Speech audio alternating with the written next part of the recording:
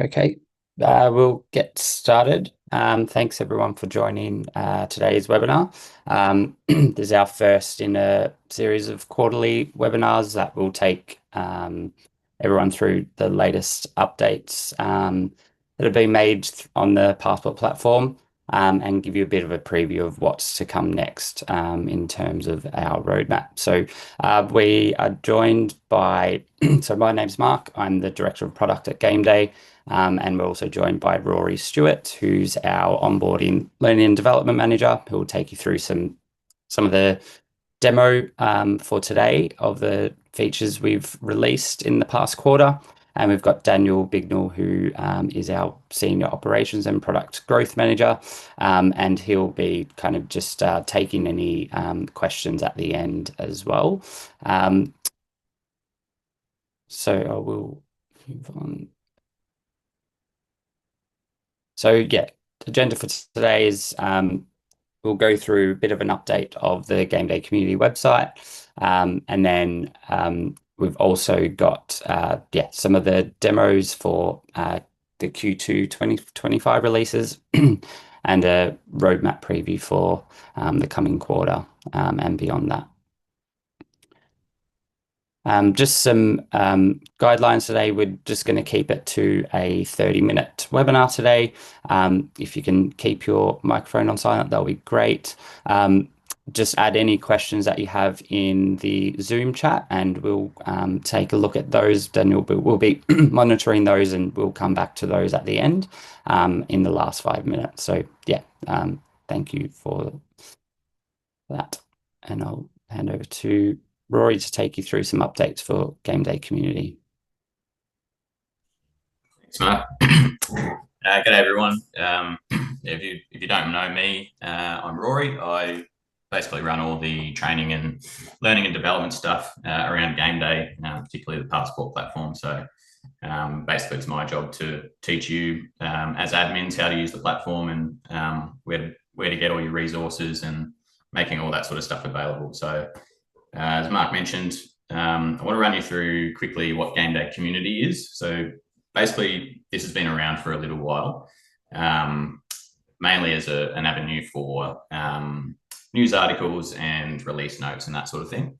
But we've given it a bit of a facelift, I guess you'd say, over the last couple of weeks, mainly around design and making it a little bit more user-friendly, but also notably adding in new learning and support channels. So basically having one sort of central place for any administrators to be able to grab learning content, whether it's e-learning pathways, whether it's videos, whether it's help articles, and just information on all the different ways you might be able to learn the platform. And we've also refreshed our e-learning library as well. So we've had some e-learning courses through eTrainU that have been up for a little while, probably a couple of years. So in the last couple of weeks, we've started to refresh those, get some new courses through there. So that's sort of what it looks like. I will show you how to get there in the platform as well. So if I jump into Passport here, this little icon up here, this Gameday community, this little teal icon will take you straight there. And then you'll just land on this front page here. So you can see it's pretty well been redesigned start to finish. Some information on our products and things like that. The blog and news basically gives you all the articles and release notes and things like that. All the things that we're doing. So if you're looking to sort of stay up to date with all of the new things that are coming out, that's a good place to go to. And then, as I said, the learning and support section really just, it's the first time we've had a place where all of our learning content basically sits in one space. So it's always sort of been there, but spread around different sort of websites and embedded into the platform and that sort of thing. So the Academy is going to get you to the e-learning courses. So we've got a few listed here. There's more coming over the next month or so as well. If you click on that, that'll send you through to our eTrainU page. So at the moment, this is a separate login. If you want to go into the e-learning courses, so you can just sign up there for free. Take about 2 minutes. And then yeah, hopefully in the future we'll embed that a little bit more into the platform. But check that out if you like doing that sort of online learning and the interactive stuff. And then you can go to the video library as well if you prefer to watch videos. We've built out a pretty large bank of videos here. So most of it's going to be around training and stuff like that.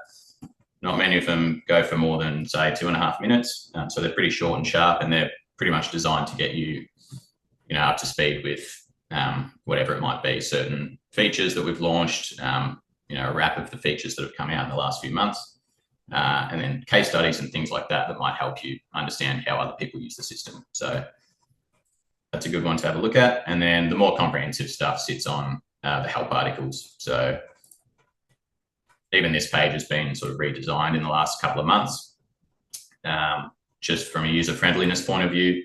So you can either search for articles if you're looking for a specific process, or you can, if you're interested in learning more about the financial side of the platform, you can jump into there, and then it'll have all the articles you need. Hopefully with not too much overwhelm. They're kind of designed to be, again, pretty straight to the point. But yeah, so that's really why we've redesigned the whole site, is to give you a little bit more, or a few more weapons in your arsenal in terms of learning the system. So yeah, that's generally the crux of Game Day Community. So I'll hand back over to Mark to go through a few major releases. Great. Thanks, Rory. Yeah, some really cool updates there, and obviously, yeah, very valuable for anyone using the system that knows the system well, or if you need to onboard and train new users, all the resources are available through that Game Day Community portal. So we'll move on to what some of the major releases for Q2 that came out. So we released a couple of exciting updates around Userway, which is the language and accessibility widget. So Rory's going to take you through all of these in just a moment in a bit more detail as a demo, but yeah, we're really excited to bring the Userway widget to life within the platform. Provides a lot of accessibility support for those that need that support when using online systems. And also allows the system, the admin side of the system to be translated in up to, over 50 languages. So it helps with, obviously, people in all areas that we work across the globe to be able to utilize the platform a lot more easily. So check that out. Obviously, Rory will take you through how to find that. The daily update email notification for club competition admins. This was a request through our C2C program from one of our customers in the UK that wanted clubs to be notified for any fixture changes. So that was released in June. So that is now available for everyone to use. And again, Rory will take you through how users can activate themselves to get those notifications. Documents for members. We've just updated the dashboard and how to manage and view documents for members, just making it a bit easier and nicer to utilize within the system. Just with rather than on the dashboard, we've kind of cleaned that up and put that on the menu for that member level. So again, Rory will take you through that. And then our prior releases. This one was quite a large release, the club affiliation forms. So this essentially allows an association to set up a club registration form. Essentially, it allows new clubs to affiliate. If you wanted to open up that process for club affiliation, and you can collect data from those clubs, contacts, documents, and any fees as well. And you can also open that, configure those forms for existing clubs to re-affiliate each season and pay any annual affiliation fees or update their details. And then documents for organizations as part of that feature above, we built the ability to add and store documents against an organization. So yeah, Rory will we'll go through the game day app ones as well.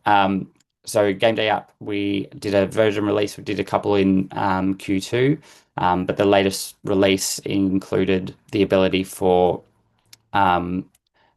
to manage your team and enter results via the Manage Teams app. So you can access the results entry and the passport admin via the app. You still will need to log in through Passport, but it just makes it easier to find that through the app. And there's more updates on the app that we'll share a bit later. And then finally, on the court side of things, we've released, this is for basketball administrators. Courtside is our app scoring tool, and we've released an update where it can be utilized on mobile devices. It was previously just available for tablet, so you can use that on mobile devices. And we've also done an integration with another platform called Stack Tourney. So yeah, some major and exciting updates across the board for some of those products. So I'll hand it over back to Rory, and he'll take you through those in a bit more detail. Yeah, for sure. Thanks, Mark. Cool. So I'm going to jump into the platform and show off a few of those features. So first one I'll touch on is the language and accessibility through Userway. So that's just sitting in the cogwheel up there, and you can just access the widget, which will pop up on the side here. It just pops up for you to use. And what this does is basically changes the display of the platform and translates languages or the text into different languages. So if you prefer, or if you speak another language as your first language, or even you prefer certain languages, then you can pretty much automatically change the display of the system. So let's just choose on here. We'll go Danish. And then after a little bit, you can see if I start to navigate around, all the words that are, I guess the ones that are not proper nouns, have been translated automatically into Danish. So hopefully really helpful for people that speak a different language. Hopefully that removes barriers for people to be able to kind of use the system in an admin sense. And you'll notice, like, as we navigate around the platform and go to different pages, that it will, after a second, just update everything automatically. So you'll see that text sort of go yellow, highlight yellow, and then it'll change to that language. That's pretty cool. You can head back to the widget, and you can toggle that back to English. So English is the default, and then using this toggle, you can basically just swap back and forth between whatever the last language you enabled was. All right, so to remember that I speak Danish, and then you can just toggle it on and off without having to go back into the list. And then the other component of this is the accessibility settings. So this is basically anything that really meets, general accessibility needs in terms of display of the platform. So if you want bigger text, you can choose the bigger text option. You can see the progress bars down the bottom here allow you to sort of expand that even more and increase the scope of it. Spacing of text, maybe you want a bigger cursor. Yeah, there's some interesting stuff in here. Line height, just basically, yeah, playing with the display, things to make the system a little bit more focused if you need that. There's even like a dictionary option here where if you highlight a word, duplicates, then it'll bring this little pop-up which just connects into like an online dictionary. So that's pretty neat. But yeah, I'd encourage you to just play around with, whatever you feel like you might need in terms of getting around the platform a bit easier. Even if you just have certain preferences of how you like the system to look, this is an interesting one to have a look at. You can also enable these accessibility profiles, which basically give you a sort of a set pre-configured group of settings based on sort of common accessibility needs. So if you're colorblind, it'll automatically enable whichever settings the system thinks that you should have. Low vision, it enabled all of these ones, and then you can still chop and change what you need to in here on an individual basis. So yeah, hopefully a nice remover of any barriers that people might have if they've got accessibility needs. So that's that one. I'll walk through the club affiliation forms next. So if we go into registration forms, and this is mainly for associations in terms of usage, but it's useful to know if you're a club as well. What this is basically is a new type of form. So if you're familiar with building registration forms, this is probably not going to be too much of a learning curve for you. But it's just a new type of form, club to association, and it's basically designed to collect any affiliation registration fees online, as opposed to doing that offline, which, up until this point, a lot of people have been doing. So functionally, you'll notice it looks pretty much the same as a rego form. All you need to do is select the type of form when you create the new form.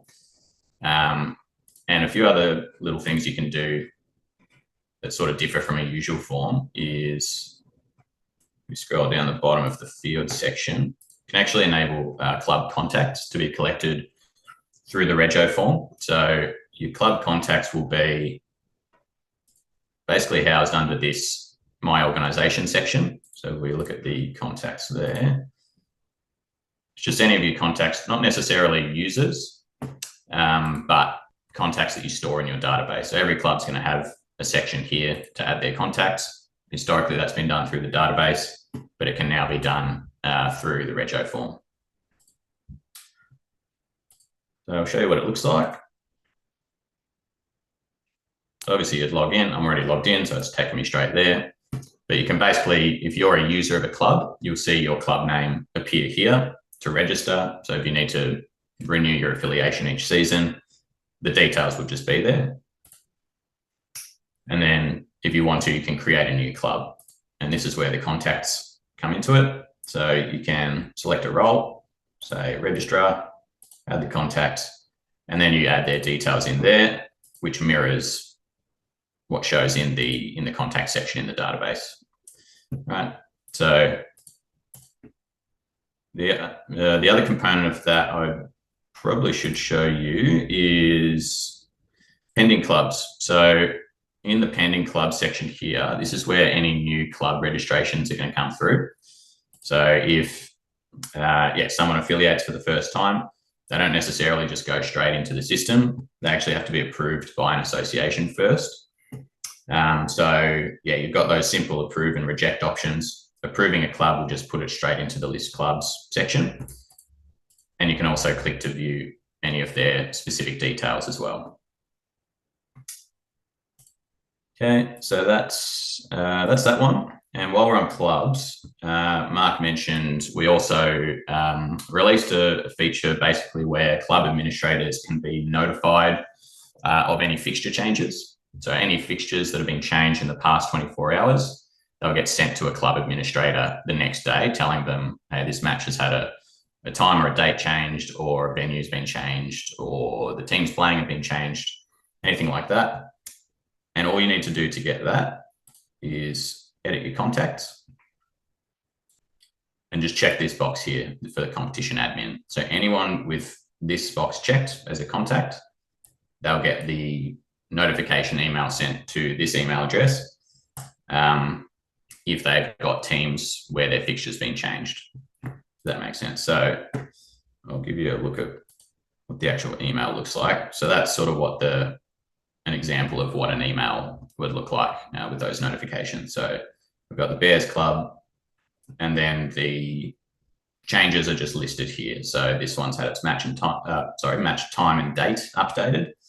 The match teams have been updated on this one, and the venue. So just gives you a nice little digest of what's been changed, and then you can log into the system if you want to search for more information there. Okay.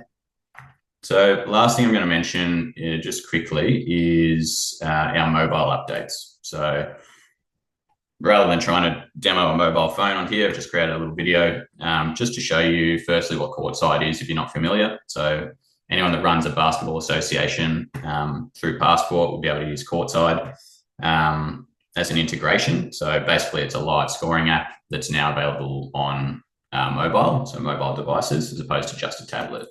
So this sort of shows you what it is in a very high level sense.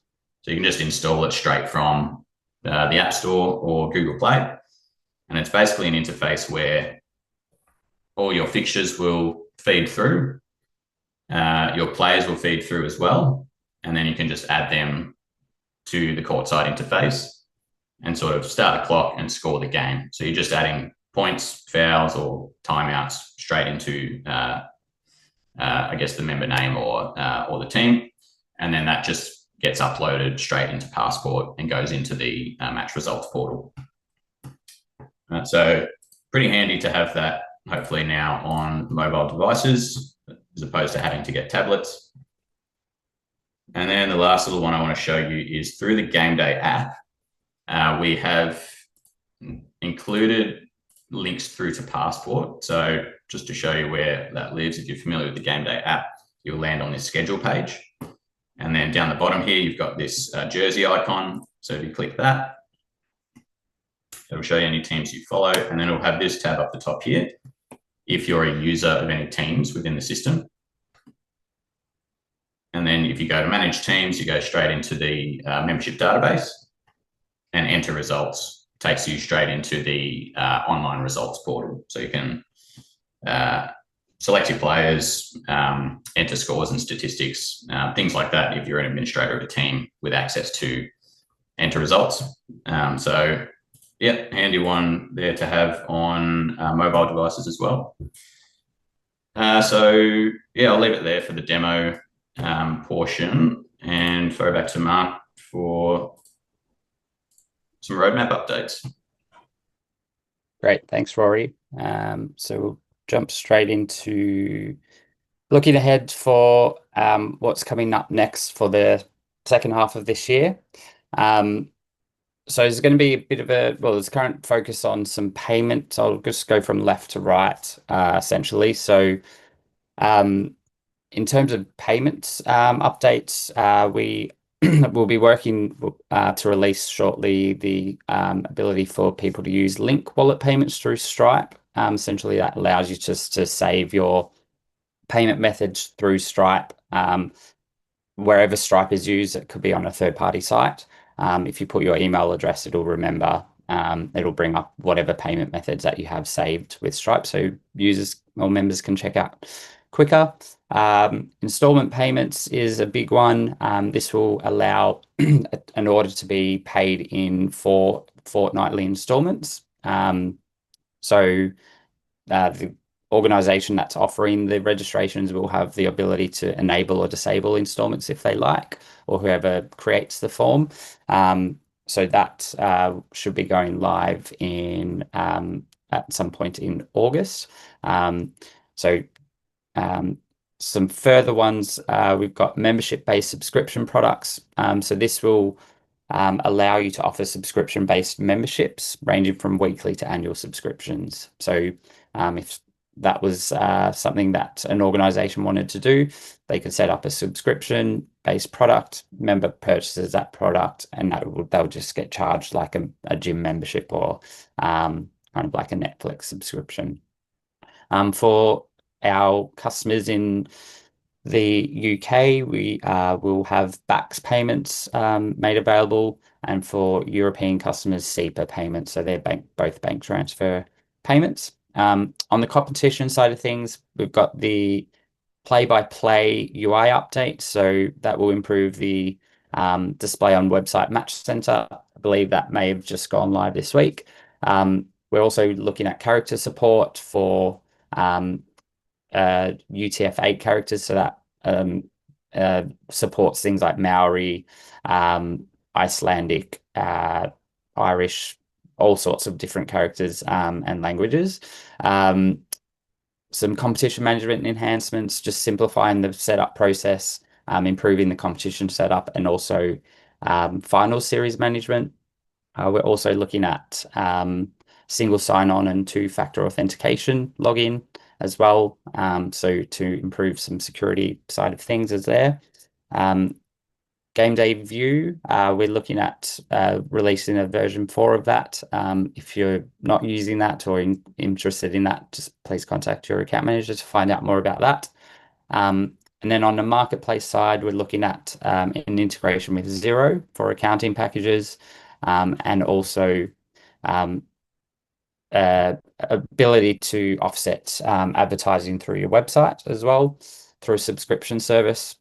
And then finally, on the mobile side of things, Game Day app, we will be doing a major update to the whole design and UI and UX.